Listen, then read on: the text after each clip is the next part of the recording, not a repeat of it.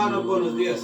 Bendiciones para todos ustedes que se han tomado este momento para escuchar la palabra de Dios, para escuchar quizás un consejo a través de la Biblia que nos ayudará a cambiar nuestras vidas, a buscar quizás una manera distinta de vivir, una manera de sentirnos de que no estamos solos, de sentirnos de que aún hay tiempo para las cosas que queremos cambiar.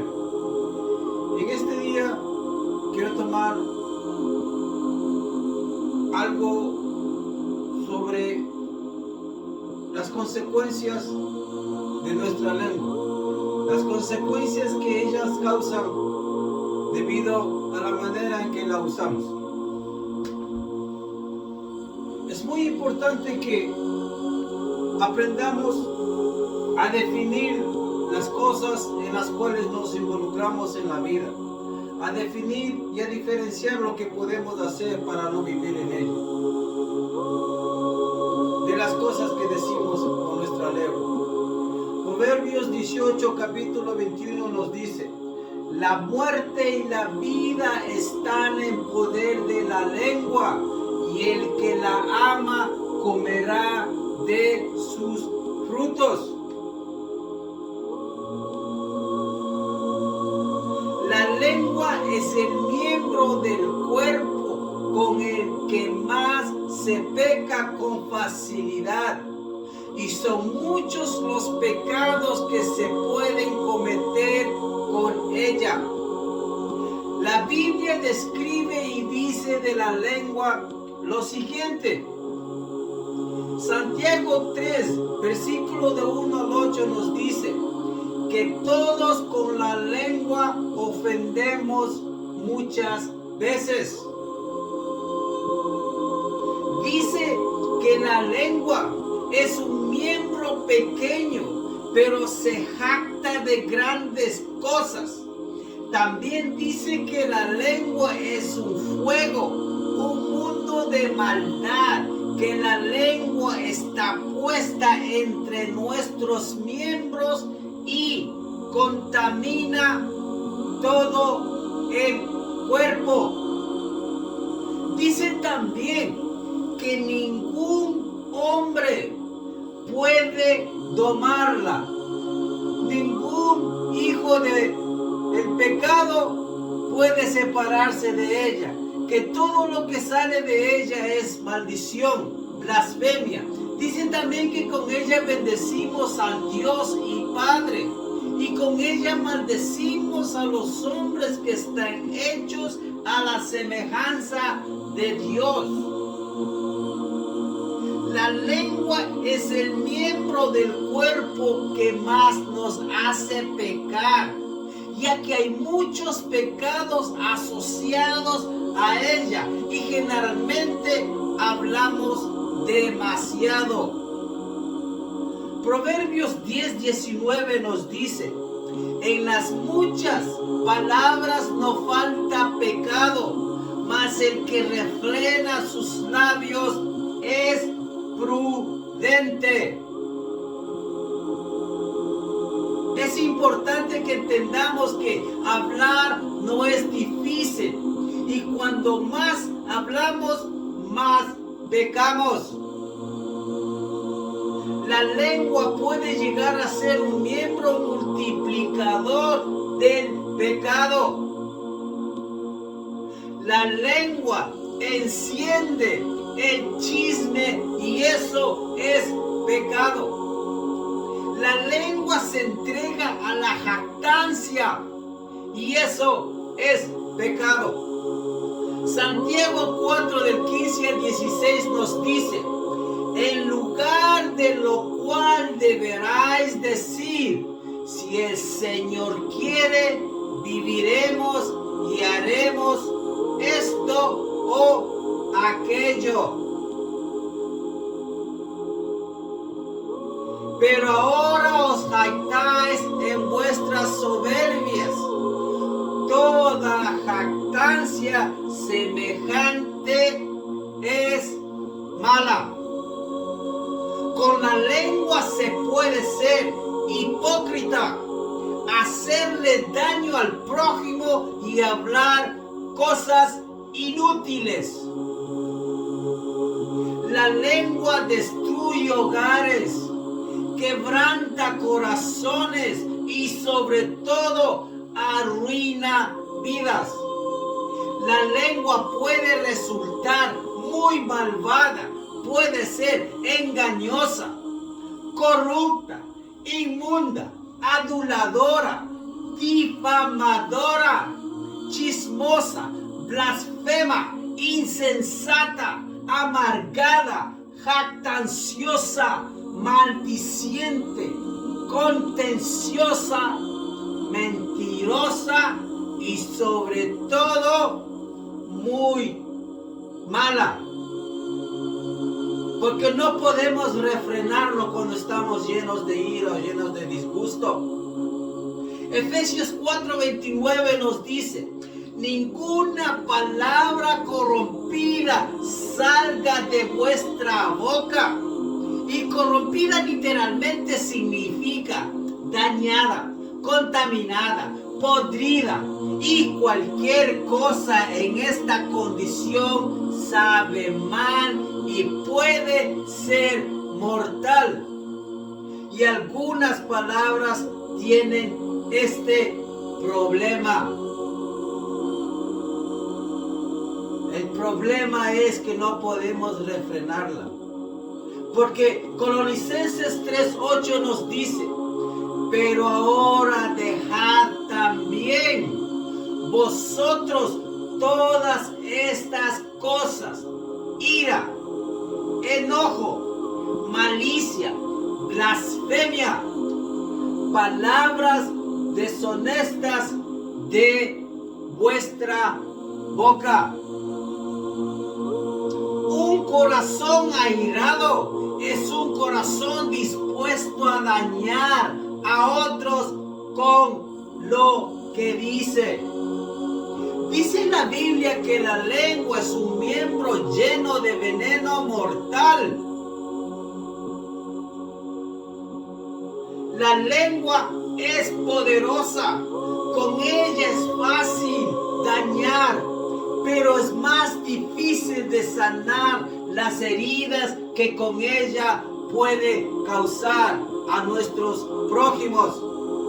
Con la lengua se peca, humillando, despreciando, calumniando, maldiciendo. Muchos con la lengua niegan a Dios, expresan su incredulidad y, sobre todo, contaminan a otros.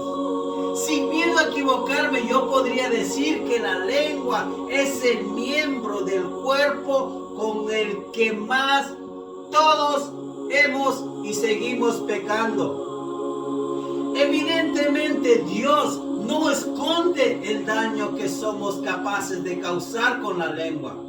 Por el contrario, no solo nos dice que nuestra lengua es peligrosa, sino que también nos deja en su palabra las formas de cuidar nuestra lengua para edificar y más no destruir.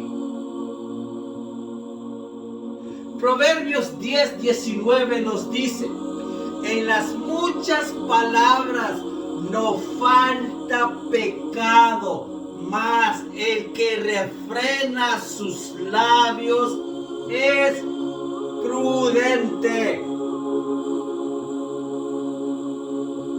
En fin, no se trata solamente de cuidar nuestras palabras, sino principalmente de examinar nuestro corazón, que es la fuente de estas.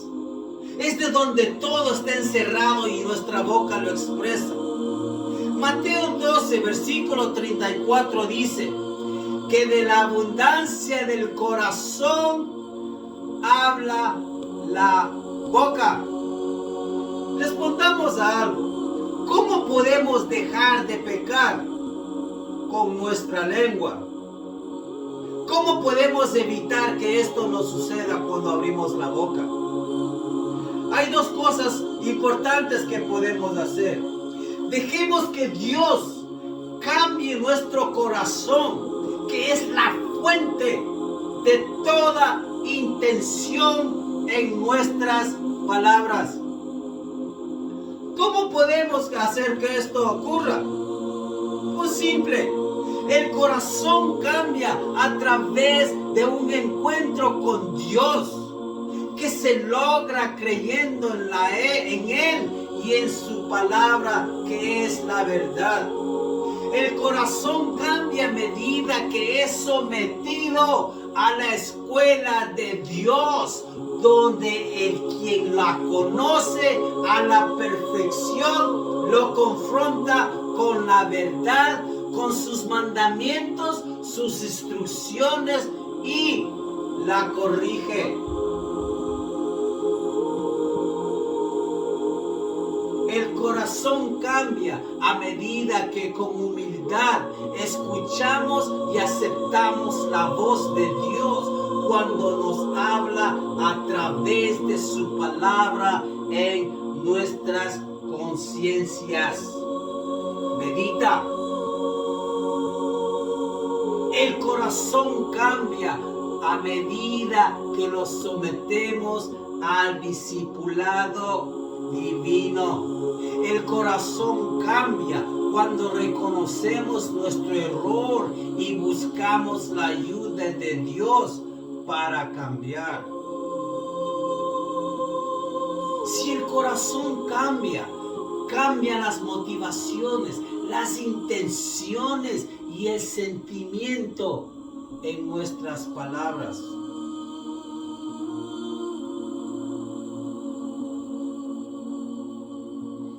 Dejaremos de pecar con nuestra lengua cuando cambiemos el uso de nuestras palabras, y para esto debemos considerar que cada palabra importa, que cada palabra tiene sus consecuencias.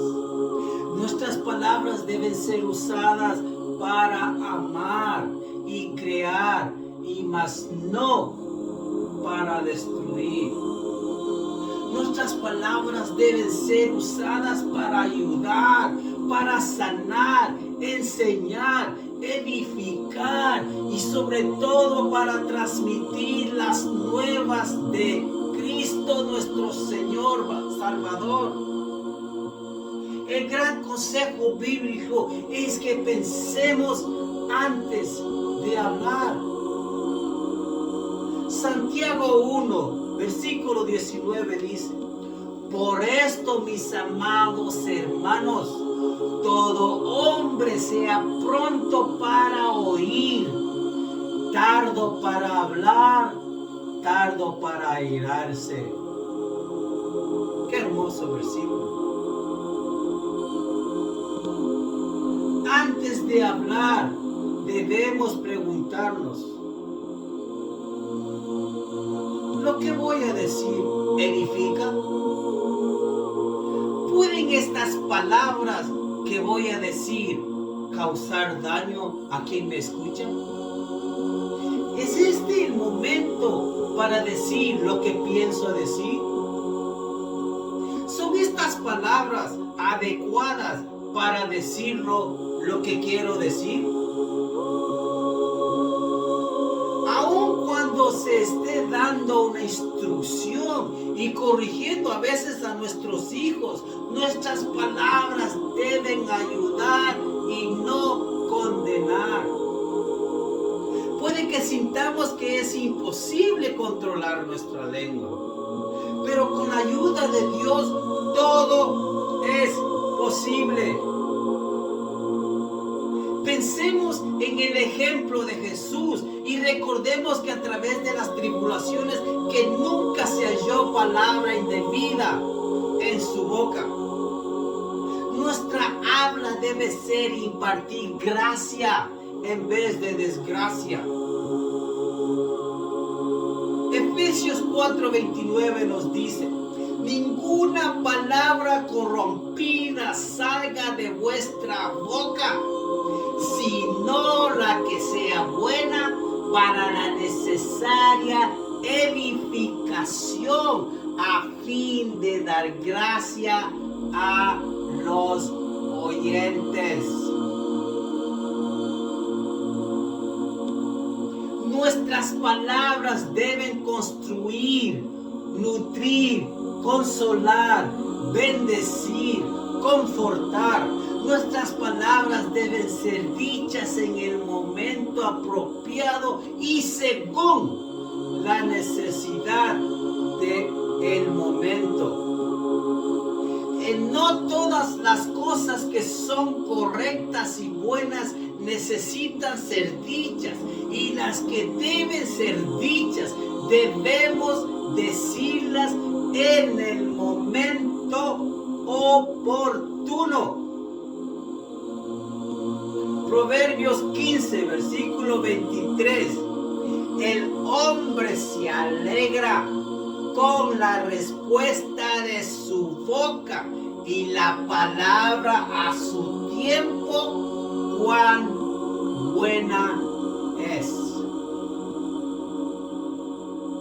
Colosenses 4:6 nos dice también: sea vuestra palabra siempre con gracia, sazonada con sal, para que sepáis cómo debéis responder a cada uno.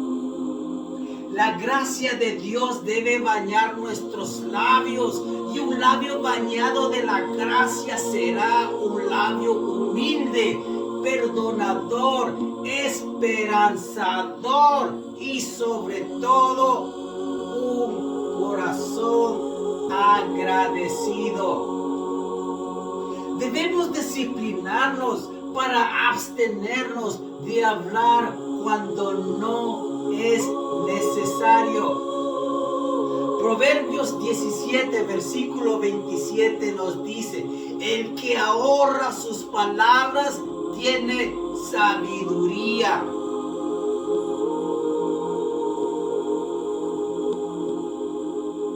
A medida que crecemos en la gracia y conocimiento del Señor Jesús, vamos a ser más y más como Él, como ese hombre completo, perfecto y maduro, que no peca en lo que dice, en lo que hace, en lo que piensa.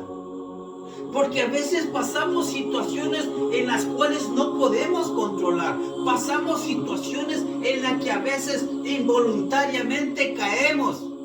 Involuntariamente nos vemos asociados con cosas que no glorifican a Dios. Y no tenemos ese momento de perseverancia en decir no. De perseverancia en decir: hasta aquí llego. Hasta aquí no voy a seguir.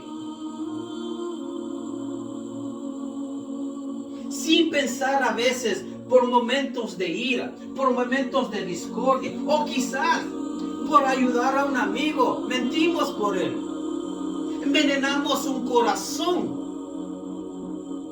sin darnos cuenta, y somos partícipes del pecado. ¿Cuántos hemos usado esa mentira de decir a una persona a quien está averiguando por otra persona si está ahí, sí, aquí está o aquí estuvo?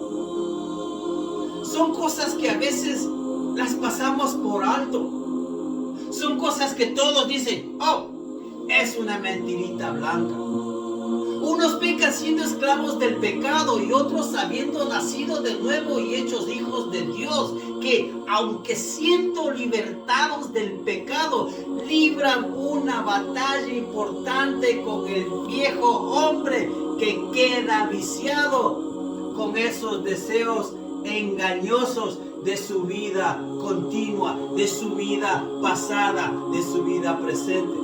Efesios 4:22 nos dice: en cuanto a la pasada manera de vivir, despojaos del viejo hombre que está viciado conforme a los deseos engañosos.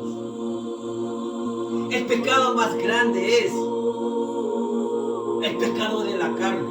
Esto significa que por un largo tiempo, luego de haber creído y recibido a Cristo, nacidos de nuevo y convertidos, seguimos siendo seducidos y atraídos por la antigua vida y por los pecados que antes cometimos. Nos sentimos atrapados, nos sentimos como hay un peso tan grande encima de nosotros que no podemos alejarnos. Aún habiendo conocido a Dios, hay muchas personas que tienen ese deseo que las cosas viejas no desaparezcan de ellos. Pero si dejan de gobernarnos estando nosotros ahora en Cristo, somos salvos, somos sanos, somos bendecidos cuando aceptamos que Dios tome control. Y ahora no solo hay un viejo hombre, sino también un nuevo hombre que ama lo bueno, obedece a Dios y Él se deleita en guardar su palabra en ti, en guardar sus mandamientos en ti. Romanos 6, versículo de 12 al 14 nos dice: no reine pues el pecado en vuestro cuerpo mortal, de modo que lo obedezcáis en sus concupiscencias.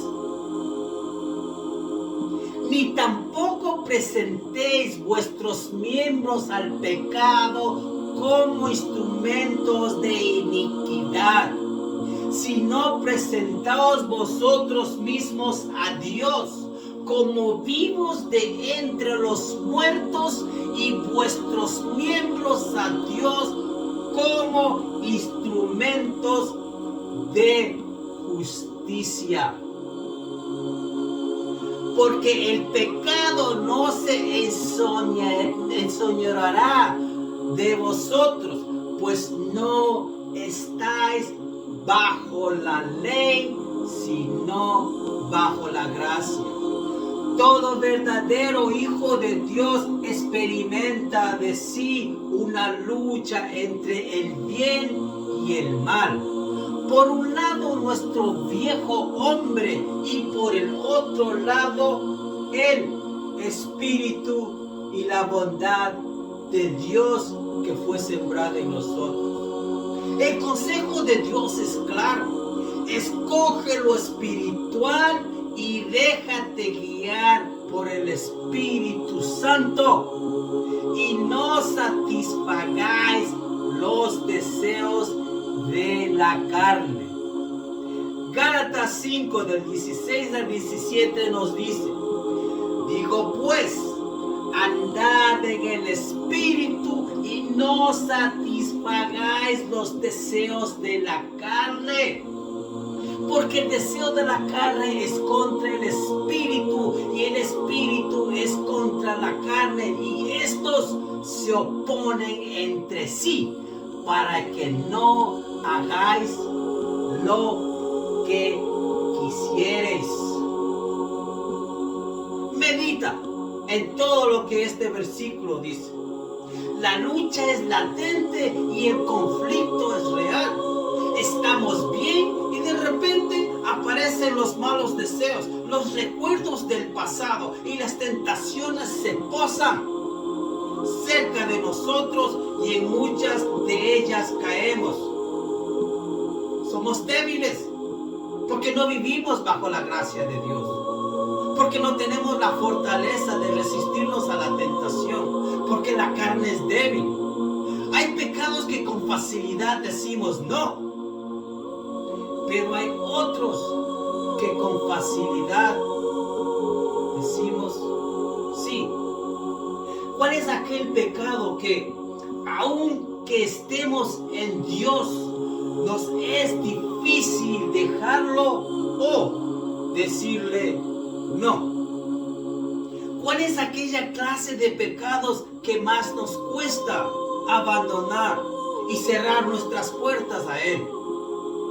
A continuación voy a mencionar el pecado que generalmente tiene más fuerza en nosotros, el que más nos cuesta dejar, el que más nos es difícil y el que muchas veces sentimos que no podemos frente a él.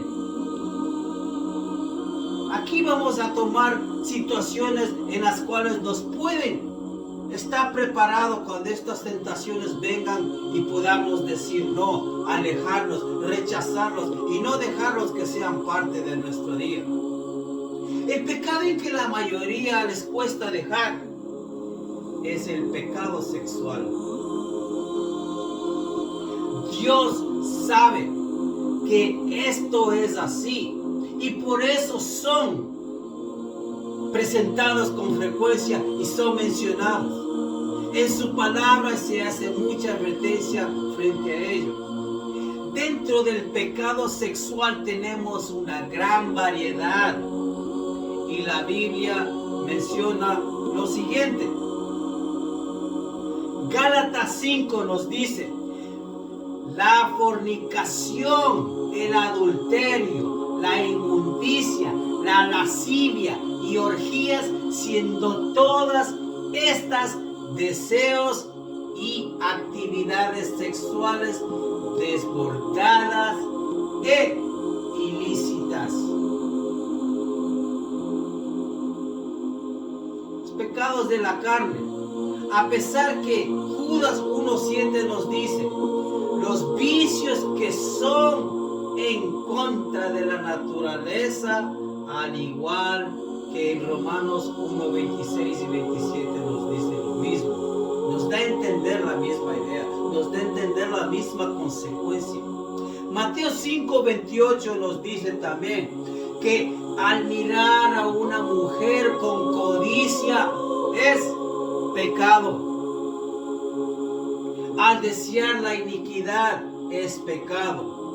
Corintios 6:9 también nos dice que ni los fornicarios, ni los adúlteros, ni los afeminados, ni los que se echan con varones heredarán el reino de Dios. Efesios 5:5 nos dice que ningún fornicario e inmundo heredará el reino de Cristo. Hebreos 13:4 también nos dice que al fornicario y al adúltero los juzgará Dios. Levítico 18 también condena el incesto, el echarse con animales y otros pecados sexuales. Allí son claramente mencionados. Nos da una amplia idea de lo que significa. El término griego para fornicación es porneia. Es muy amplio y abarca todo tipo de relaciones sexuales ilícitas y además el uso indebido de los órganos sexuales. Para muchos quizás esta conversación sea un poco incómoda, pero dentro de los pecados sexuales también debemos mencionar la pornografía, el cibersexo, que abarca todo tipo de interacción de carácter sexual mediante las redes sociales, el internet y todo lo que construye ahora una vida cibernética. El sexo telefónico, que consiste en mantener conversaciones inapropiadas sobre sexo o enviar mensajes explícitos por su celular. El sexting, que alude a la práctica de enviar imágenes eróticas o mensajes de claro contenido sexual a través de todos los dispositivos electrónicos que hoy mantenemos en nuestras manos. Si en tu vida pasada tuviste una sexualidad desordenada, desbordada y deliberada, lo más probable es que enfrentes continuas tentaciones de carácter sexual. El pecado sexual resulta en muchas ocasiones difícil de abandonar. ya que tiene que ver con el placer y la satisfacción de todos los deseos de la carne. ¿Por qué nos cuesta tanto abandonar los pecados sexuales? ¿Por qué nos es difícil apartarnos de ellos y no ser partícipe donde no debemos estar en esas situaciones?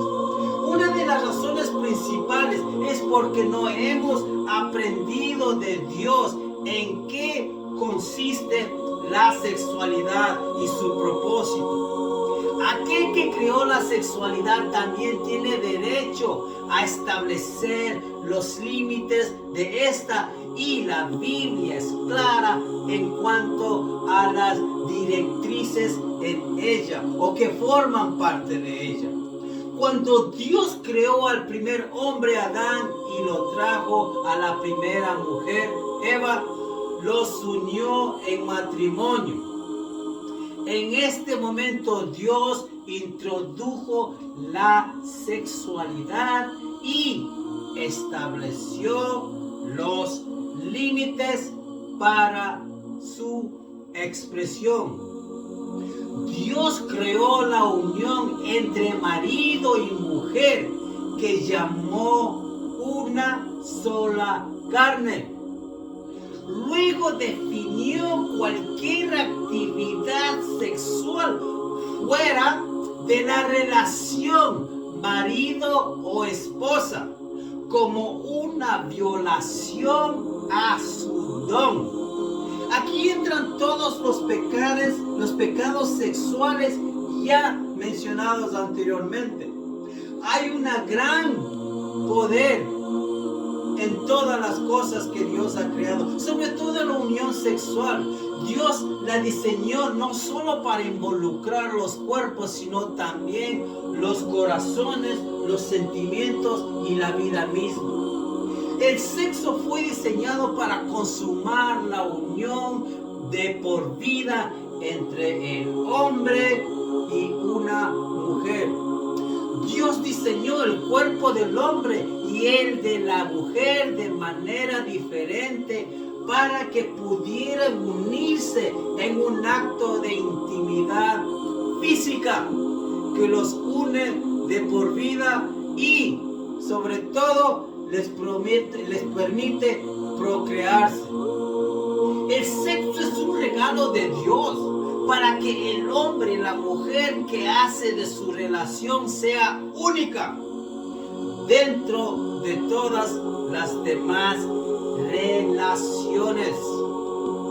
Cuando usamos la sexualidad como entretenimiento o para satisfacer la lujuria de nuestra carne, rebajamos la belleza de este poderoso don y desafiamos a aquel que lo diseñó.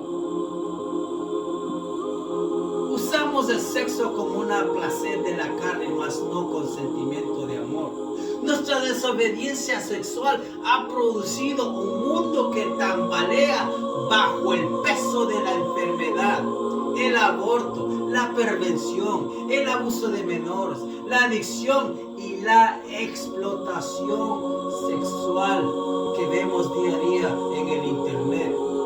Cuando la sexualidad se usa mal, es mortal. Trae pobreza, deterioro de la sociedad y arruina hogares. El pecado sexual comienza con la tentación de la carne, como lo es todo tipo de pecado. Cuando nos negamos a conocer los límites de Dios, permitimos que la lujuria determine nuestras decisiones. Y la lujuria nunca conduce a la dirección correcta. La lujuria nos destruye. La lujuria nos aparta. Santiago 1, 13, 15 dice: cuando alguno es tentado, no diga que es tentado de parte de Dios, porque Dios no puede ser tentado por el mal, ni Él tienta a nadie, sino que cada uno es tentado cuando de su propia concupiscencia es atraído y seducido. Entonces la concupiscencia, después que se ha concebido, da a luz el pecado. Y el pecado, siendo consumado, da a luz la muerte. Muy poderoso versículo de Santiago. Meditemos en esto que acabamos de escuchar. Meditemos en todas las cosas que esto encierra. ¿Qué puedo hacer para salir victorioso frente a los pecados sexuales? Es una pregunta que quizás te estarás haciendo en este momento. A continuación te daré algunos de los consejos que la Biblia nos ha puesto que nos ayudarán a debatir con estas tentaciones. Lo primero que debes hacer es reconocer tu pecado si has caído.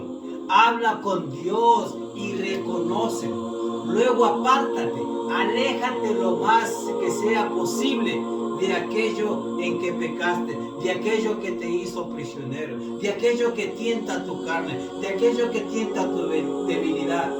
Proverbios 28:13 nos dice: el que encubre sus pecados no prosperará, mas el que los confiesa y se aparta alcanzará misericordia. Así de simple. Anda con una persona que vive en la oscuridad y vivirás en la oscuridad. Anda con una persona que vive en el pecado y vivirás en pecado. Romanos 13:13 dice: andemos como de día honestamente, no en glotonerías y borracheras, no en lujurias y lascivias, no en contiendas y envidia. No en el pecado. Dale muerte definitiva a todo pecado sexual, apartándote definitivamente de ello. Es el mandato de Dios y la mejor manera de hacerlo es no alimentando ningún deseo sexual pecaminoso ni en tu mente ni en tu cuerpo, para que no quede en tu corazón. Colosenses 3, versículo 5 nos dice: haced morir pues lo terrenal en vosotros, fornicación, impureza, pasiones desordenadas, malos deseos y avaricia, porque eso es idolatría. Sigue el ejemplo de Cristo e imítalo como alguien puro en todo. Pedro 2:22 nos dice: el cual no hizo pecado, ni se halló engaño en su boca. Considera todo el tiempo que viviste entregado a los pecados sexuales como suficiente, y ahora vive una vida nueva. Pedro 4:2 y 3 nos dice: para no vivir el tiempo que resta en la carne, conforme a las concupiscencias de los hombres, sino conforme a la voluntad de Dios. Sí, a la voluntad de Dios. Porque eso es lo que tenemos que tener. Dejar que se haga siempre su voluntad. Dejar que siempre Él tome control de nuestras vidas. Dejar que Dios tome control de todas las cosas que hacemos. Comprometámonos para andar con los que no conocen a Dios, con los que viven en el pecado. Tesalonicenses 4:4 y 5 nos dice que cada uno de vosotros sepa tener su propia esposa en santidad y honor, no en pasión de concupiscencia, como los gentiles que no conocían a Dios. ¿Qué nos quiere decir con esto? Que la voluntad de Dios es que te apartes de todo pecado sexual. Tesalonicenses 4, versículo 3 nos dice: vuestra voluntad de Dios es vuestra santificación, que os apartéis de fornicación. Dios no te ha llamado para que vivas en pecados sexuales. Tesalonicenses 4, versículo 7 también nos dice: pues no nos ha llamado Dios a inmundicia, sino a santificación. Convéncete de que no te conviene en nada andar en pecados sexuales, en una vida ilícita, en una vida de la carne. Efesios 5, versículo 3 nos dice: pero la fornicación y toda inmundicia o avaricia ni aún se nombre entre vosotros como conviene a santos. Preséntate y presenta tus miembros para lo que agrada a Dios. Romanos 6:19 nos dice: habló como humano por vuestra humana debilidad, que así como para iniquidad presentasteis vuestros miembros para servir a la inmundicia y la iniquidad, así ahora para santificación presentar vuestros miembros para servir a la justicia. Y hablamos de la justicia de Dios. ¿Y tú? ¿Cuál crees que es el pecado que más te ha sido difícil abandonar? Tómate 2 minutos.